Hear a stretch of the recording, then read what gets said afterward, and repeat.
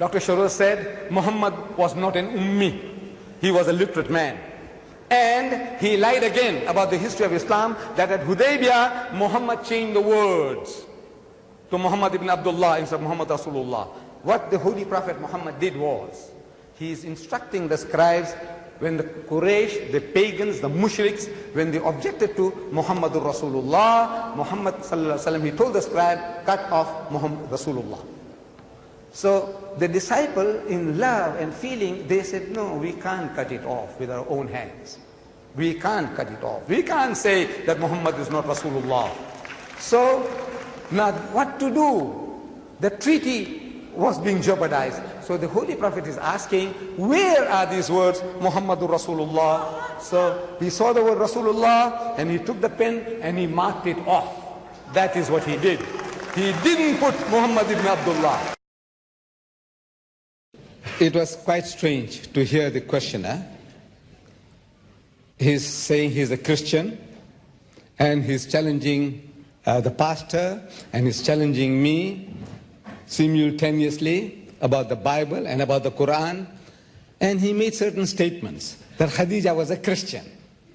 Am I correct? Where is the gentleman? He said, did he say that? Yes. I would like you to bring some proof from somewhere. Where have you been thumb sucking this from?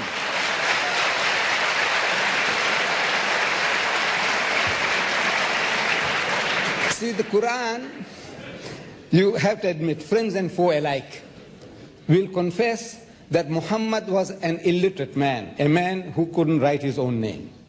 That man brings you a book of this magnitude, answering all your problems. I made that, look, it might not go down well. You might not like it. The Holy Quran prohibits alcohol in toto. Not even one drop. Now, you have been used to at least your wine or your beer, innocent 1%, and you'll start reasoning and say, look, man, it makes me feel nice and warm, especially in this climate here, and on you will reason. As a Muslim, the Quran says, don't touch that abominable stuff. All your problems. You have surplus of women. You have a surplus of women all over your Western countries. I haven't been able to find out your statistics, sir, but I'm sure. England has 4 million more women than men. Germany has 5 million more women than men. America got 7.8 million more women than men. I want to know, what answer do you get from the Bible to solve the problems? I want the answers.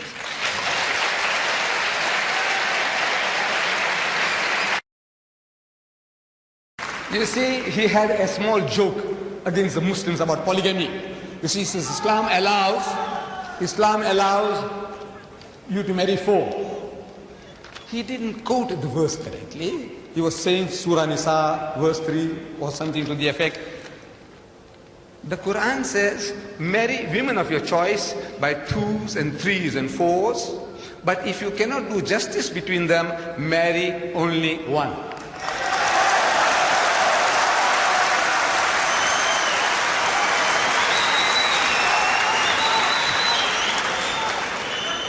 The only religious book, I'm saying the only religious book on the face of the earth, which has this expression, marry only one, is the Quran. There is no other book on earth.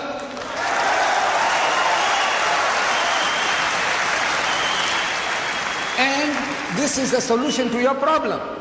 He has settled down in America. He has married a beautiful young lady, an American woman. Congratulations. But now, wait. The American statistics, they tell us there are 7.8 million more women than men in America. That's almost 8 million more women in your country, sir, the land of your domicile. 8 million women who can't get husbands. If every man in America got married, there'll still be 8 million women who can't get husbands. I'm asking, in this book of God that you are boasting about, what is the solution to your problem?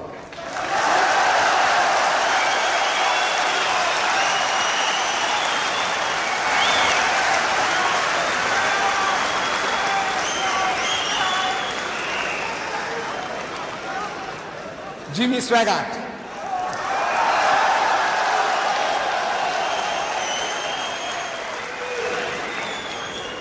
If you get the tape is available. Jimmy Swaggart, Anish Sharosh, the tape is available. You can get it before you go. They are £8 each. Jimmy Swaggart, if you see this debate, at the outset, he's also having a laugh at our expense. He says, you know, Mr. Deedat, he says, you know, we had a chat in the waiting room, and Mr. Deedat says that the Muslim can have 4 wives. Islam allows 4 wives.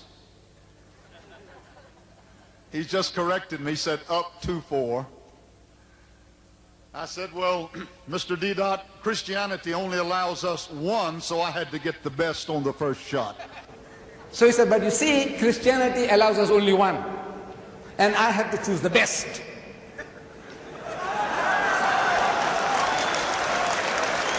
Get the tape? Get the tape? He said, I had to choose the best. And you know, the best was not good enough.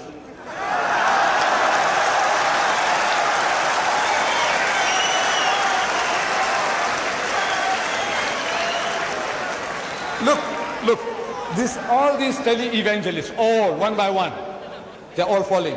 Reverend Marvin Gorman, an evangelist, you know, tele-evangelist, he appears on television, tantalizing millions. He was caught with a prostitute.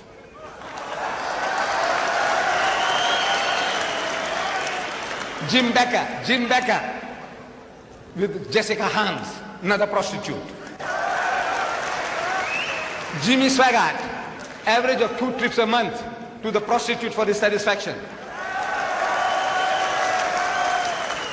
I said, you laugh at us? You are a fool. I said, the laugh is on you.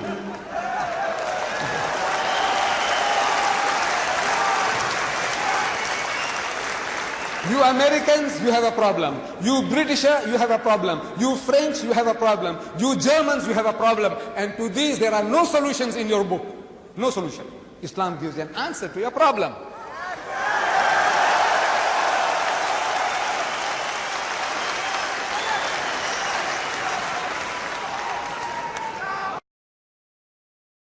Brother Shorosh was talking about divorce.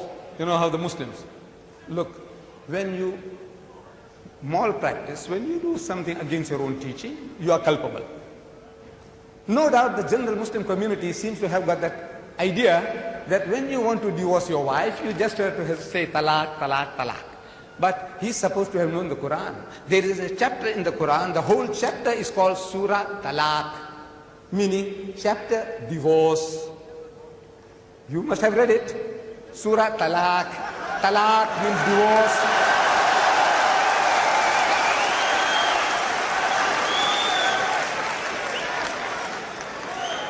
At the outset, Brother Sharosh, he said he has been studying the Quran for 2 years now.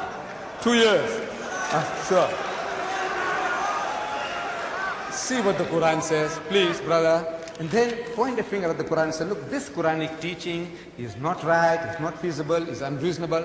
Talk about the Quran. Don't talk about the Muslims. As much as we have bad Muslims, you have bad Christians.